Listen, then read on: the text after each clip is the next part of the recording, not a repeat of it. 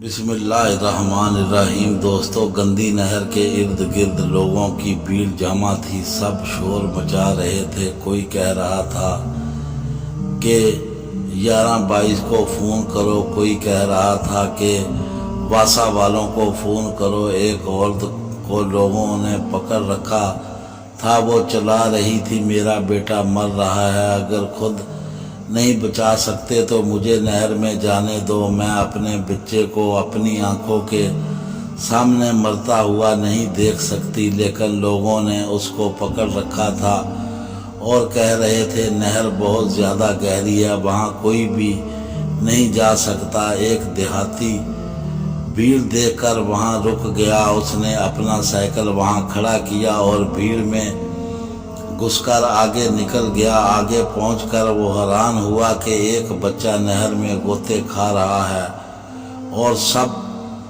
चुपचाप खड़े देख रहे हैं। उसने बिना कुछ सोचे समझे गंदी नहर में छलांग लगा दी। नहर में जाकर वो देहाती खुद गोता खाने लगा। वो बहुत ज़्यादा गहरी सीवरेज की नहर थी। करीब ही था कि वो बच्चा मर जाता, लेकिन देहाती ने अपनी जान पर खेलकर उस बच्चे को गंदी नहर से निकाल लिया। जो ही वो देहाती बाहर निकला तो उसने फौरन बच्चे को उल्टा लटका दिया, जिससे उस बच्चे के मुंह में से बहुत सा गंदा पानी बाहर निकला और बच्चे की सांस बहाल हो चुकी थी।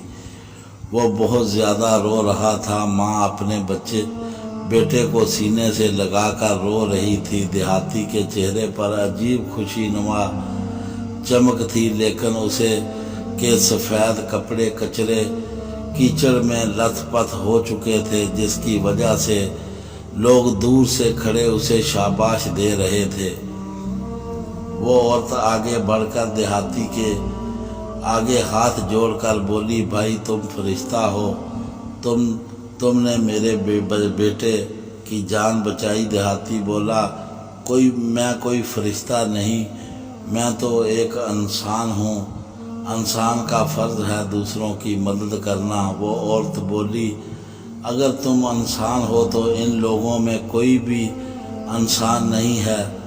सब अपनी नज़रें चुरा कर वहाँ से एक एक करके जाने लगे। औरत देहाती से बोली, भाई मेरा घर करीब है, आओ आप के कपड़े धुलवा दूंगी। मुझे अफसोस है कि मैं आपका शुक्रिया अदा नहीं कर सकती, लेकिन फिर भी अगर कोई काम मेरे लायक है तो बताएं। मैं एक अच्छे घर से तल्लक रखती हूँ। अगर पैसे चाहिए तो वो भी बता दो, मैं दे दूंगी। देहाती उस औरत की बात सुनकर बोला, अगर मुझे पता होता कि इस बच्चे और मेरी जान की क्या कीमत है तो ज़रूर मांग लेता, लेकिन अब मुझे कुछ नहीं चाहिए। अजर तो सिर्फ अल्लाह की ज़ात देती है, बंदों का काम तो बस दूसरों के काम आना है। उस औरत की आंखों में आंसू थे और कुछ समझ ना पा रही थी। देहाती का शुक्रिया अदा करती हुई चली गई।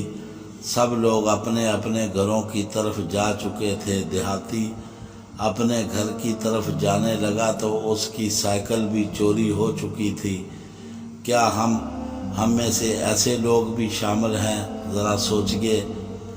हमारी कहानी पसंद आए तो दोस्तों में शेयर करें, हमारे चैनल को सब्सक्राइब करें, बेल आइकन का बटन ज़रूर दबाएं। हमें दुआओं में याद रखें। अल्लाह हाफ़िज़।